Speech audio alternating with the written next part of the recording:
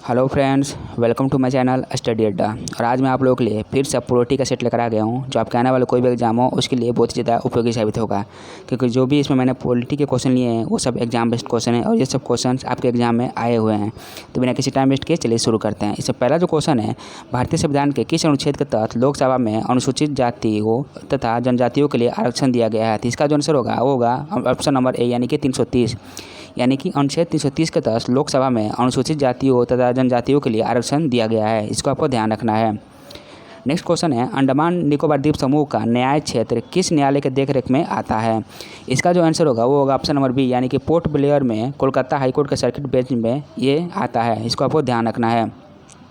अगला क्वेश्चन है, केंद्र शासित प्रदेश लक्षद्वीप के न्यायिक क्षेत्र का कार्य कौन सा न्यायालय करता है?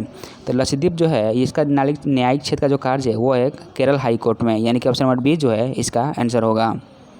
अगला जो क्वेश्चन है, सुप्रीम कोर्ट के जजों की संख्या को कौन बदल सकता है? इसका जो आंसर होगा वो होगा ऑप्शन नंबर बी यानी कि कानून द्वारा संसद जो है सुप्रीम कोर्ट के जजों की संख्या को बदल सकता है। और वर्तमान में सुप्रीम कोर्ट में जजों की संख्या जो है वो है 34, यानी एक मुख्य न्यायाधीश और 33 जो है अन्य न्यायाधीश को मिलाकर के 34 जो है न्यायाधीशों की संख्या सुप्रीम कोर्ट में है। इसको आपको ध्यान रखना है।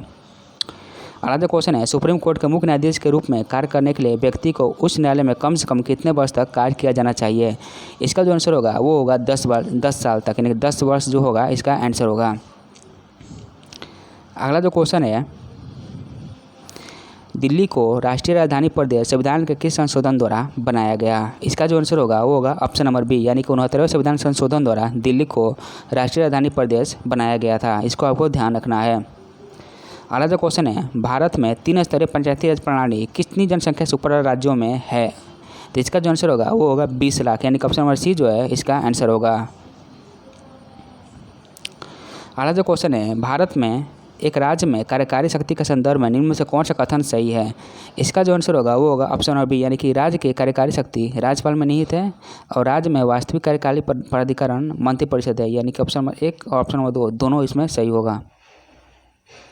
आज अगला जो क्वेश्चन है, निम्नलिखित में कौन राज्यपाल को उसके कार्यालय से हटा सकता है?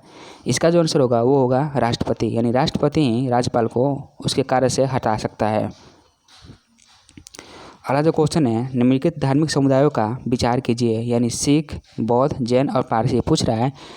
इनमें अल्पसंख्यकों का दर्जा किसे मिला हुआ है? तो इसमें अल्पसंख्यकों का दर्जा जो है चारों को मिला हुआ है, यानी कि सिख, बौद्ध, जैन और पारसी चारों जो है अल्पसंख्यक ही है।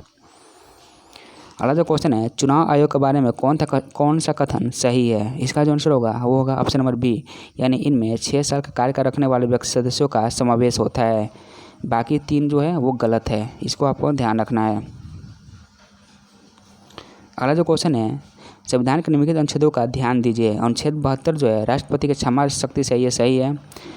143 अनुच्छेद जो है सुप्रीम कोर्ट के सलाहकार से अधिकार से ये भी सही है। अनुच्छेद 360 जो है वित्तीय पाठ से संबंधित है, ये भी सही है। और अनुच्छेद 148 151 भारत के अटॉर्नी जनरल का शक्ति और कार्य है, ये गलत है, क्योंकि अटॉर्नी जनरल का ये कार्य शक्ति इसमें अनुच्छेद में नहीं है। इसको आपको ध्यान रखना है।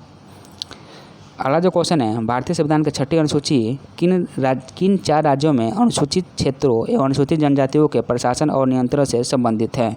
इसका जो आंसर होगा वो होगा ऑप्शन नंबर बी यानी कि असम, मेघालय, त्रिपुरा और मिजोरम। ये BBI क्वेश्चन है, आपको एग्जाम ध्यान रखना है, क्योंकि ये क्वेश्चन BPSC में भी आया हुआ है, तो इसको आपको ध्यान रखना है।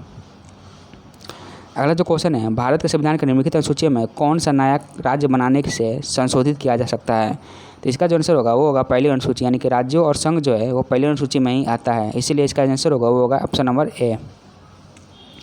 अगला जो क्वेश्चन है, भारत का संविधान भारत के सुप्रीम कोर्ट को केंद्र और राज्यों के बीच विवादों का निर्णय किस क्षेत्र के तहत करने का अधिकार देता है? इसका जो आंसर होगा वो होगा वास्तविक न्यायाधिकार देता है, यानी कि ऑप्शन नंबर बी जो है इसका आंसर होगा। अगला जो क्वेश्चन है, निम्नलिखित में से कौन सा राष्ट्रपति चुनाव से पहले चुनावी कॉलेज का हिस्सा है लेकिन उसके अपील के लिए कार्रवाई में भाग नहीं लेता है? तो इसका जो आंसर होगा वो होगा विधान परिषद। राज्य विधान परिषद जो है ये चुनावी में राष्ट्रपति के चुनाव में ये भाग नहीं लेता है। राष्ट्रपति के चुनाव में जो भाग लेते हैं वो होते हैं लोकसभा, राज्यसभा और राज्य के विधानसभा जो है राष्ट्रपति में के चुनाव में भाग लेते हैं। और उपराष्ट्रपति का चुनाव होता है उसमें केवल लोकसभा और राज्यसभा ही भाग लेते हैं, उसमें राज्य के विधानसभा उसमें भाग नहीं लेते हैं। इसको आपको ध्यान रखना है। अगला जो क्वेश्चन है, स्वर्ण सिंह समिति को किसकी सलाह दी? स्वर्ण समिति ने जो सलाह दी थी वो दी थी भारतीय संविधान में मौलिक कर्तव्यों को शामिल करना जो है सरदार स्वर्ण सिंह समिति के अनुशंसा पर ही किया गया था। और पंचायती राज जो है इसमें सुधार जो किया गया था बलवंत राय मेहता समिति के अनुशंसा पर किया गया था।